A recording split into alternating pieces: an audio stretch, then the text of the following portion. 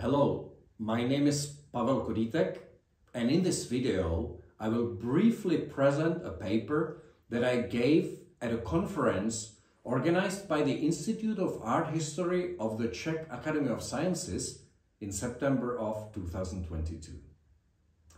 My paper deals with Piano Sonata number 7 by Viktor Ullmann. Ullmann was one of the so-called Theresienstadt or Theresine composers. These were artists of Jewish origin who, simply because of it, were first excluded from public life, then interned in Terezin and later killed in the Nazi death camps. The music they wrote in Terezin never ceases to fascinate us. It was written in moments of grave uncertainty for its authors, moments when they knew or could have suspected that their lives might soon come to an end.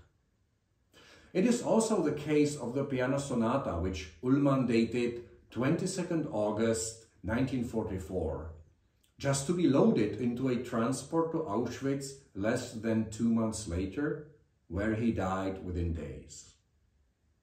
So one would expect this music to be literally loaded with meaning. But how can we interpret music that comes without words, such as a piano sonata? One way to do this is to look at the references to existing music that the composer incorporated into his piece. We can call them quotations, as in literature, but since they are rarely literal, it is more appropriate to describe them as allusions. One such allusion, which appears in the first movement of the sonata, was the subject of my paper. Several scholars have connected the beginning of the first movement of the sonata with Gustav Mahler's song Ging heut Morgen übers Feld, which was also performed in a Terezin concert in June 1943. My question was how to interpret this allusion in the sonata, provided that we can say that it is one in the first place. And this is where I started, looking at whether there is enough evidence to link this passage to the song, and I believe there is, with one caveat. Mahler used the musical material from this song in his first symphony, so I think it is legitimate to consider that his reference may point to the symphony.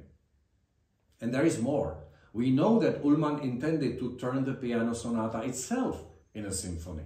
He even indicated which instruments to use in certain passages of the piano score. In summary, there are quite a few hints that he may have had the symphony in mind here. And this matters, because we know from one of Ullmann's own texts that he interpreted the symphony and the passage in the song differently. But even if we can prove the connection of this excerpt with this or that of Mahler compositions, what does it tell us? Some say that it reflects Ullmann's admiration for the composer, which, as we know, was immense, but also hard to miss for anyone who takes even a cursory look at his life and work. So I think that interpreting this passage as a mere tribute to Mahler is really selling it short.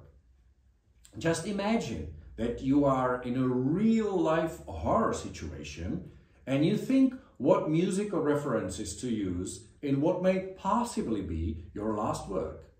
Do you pick a piece at random or something with a particular meaning to you or in the circumstances?